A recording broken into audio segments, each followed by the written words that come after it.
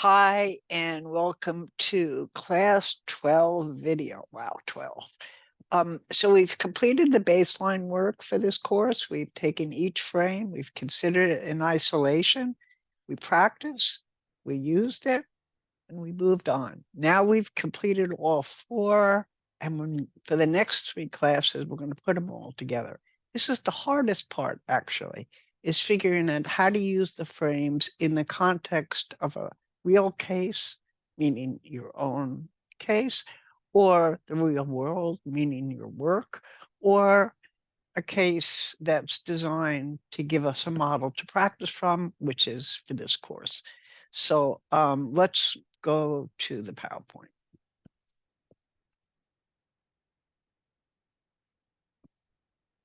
So the title is Reframing in Action, and that's precisely what we're going to do for this class and the next two. I can't emphasize enough that the challenge is to recognize the explanation each frame provides for a given situation and the recommendations each might offer to remedy any problems. And to also recognize the limits of that explanation and understand why we need more frames. So for this class, we're going to go over the key elements of each of the frames and engage in a few reframing exercises before we get to the great case, which we'll examine in class. So let's get started. Oops. The simplest version of reframing, put a different picture in each frame. Of course, that's ridiculous. I created this chart, and I'm not sure that you can see it. Let me make it a little smaller so you can see it. I created this chart. Oops. Go back. Let me go back and start it again. Start the reframing again.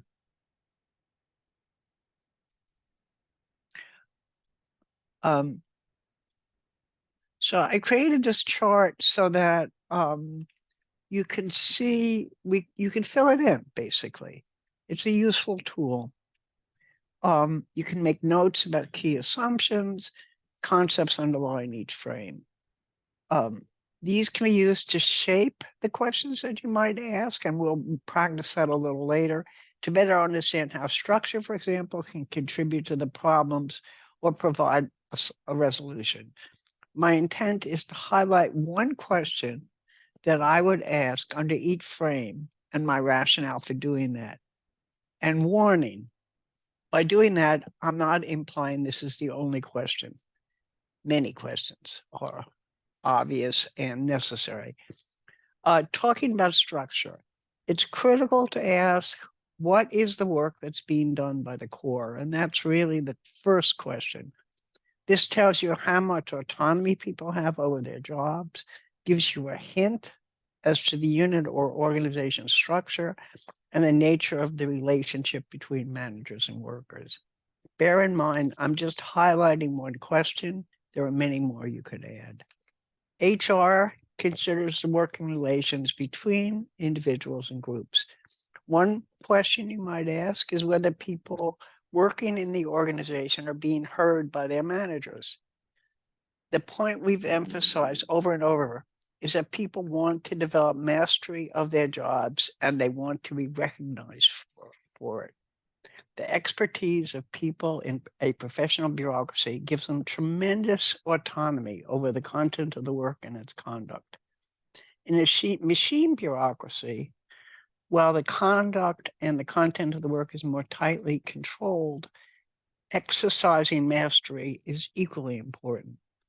In both cases, a professional bureaucracy and a machine bureaucracy, managers need to figure out how best to work with their staff so that all needs, the organization and the workers, are met.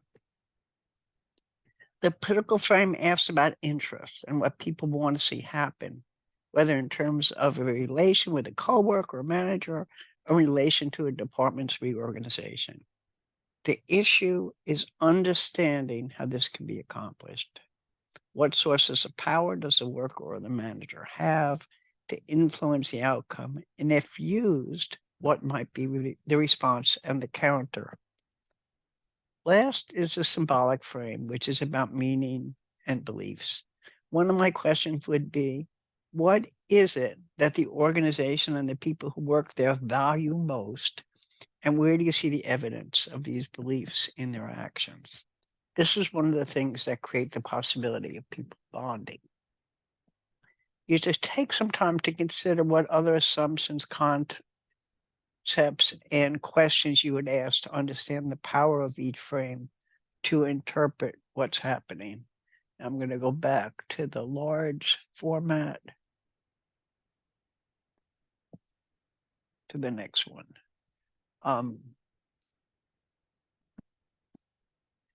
Now I want to show you what reframing can look like using the cases we've already discussed. This chart is a modification of the chart in chapter 15 of Bowman and Deal.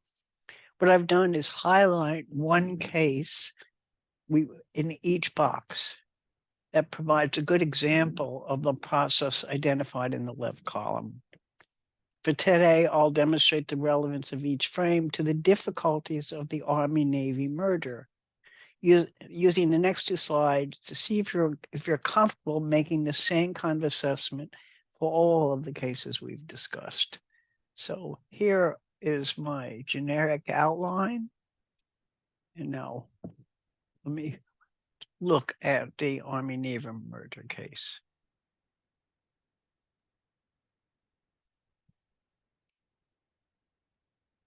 The merger case is finally about taking two very different versions of an organization with the same mission and finding ways to get them to be better than either can on their own.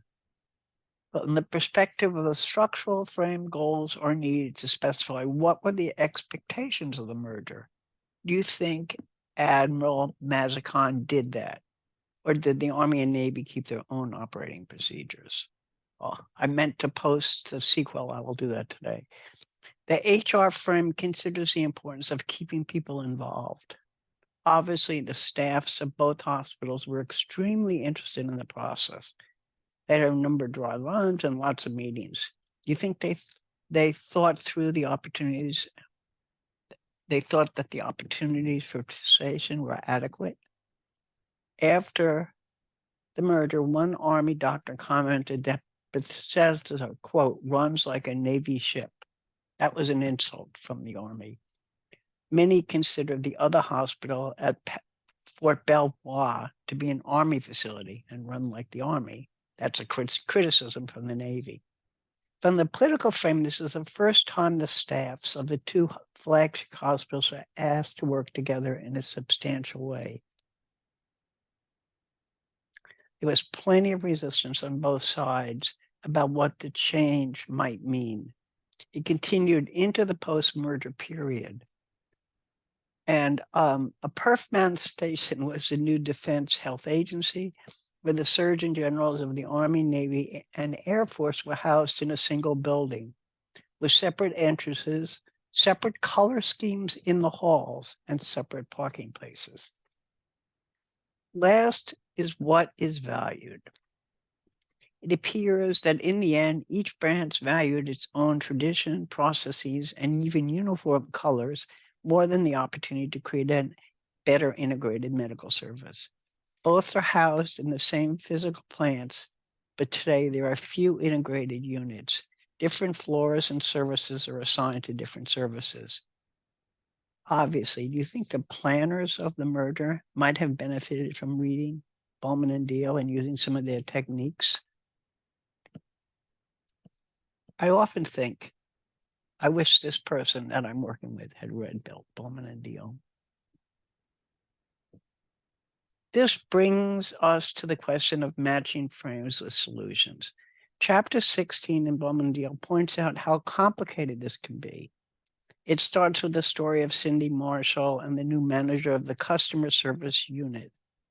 Marshall walks into her new office and her former boss is sitting behind what was now Cindy's desk, holding a meeting. and asks Cindy to leave. The chapter demonstrates how she might respond from the perspective of each frame. The first response takes the conversation up the ladder of inference, and the second looks to use the frame to diffuse the situation and buy support. The underlying point here is that each frame can be useful, but each limiting in terms of successful outcomes. The structural frame can miss everything other than rational processes. The HR frame can romanticize that everyone's desire to work for the good of the organization will overcome all problems. The political frame can go into the other extreme, basically showing that people are only out for themselves. Meanwhile, the symbolic frame may be seen just as gimmicky. Consider which frame you feel offered Cindy the best response in this situation.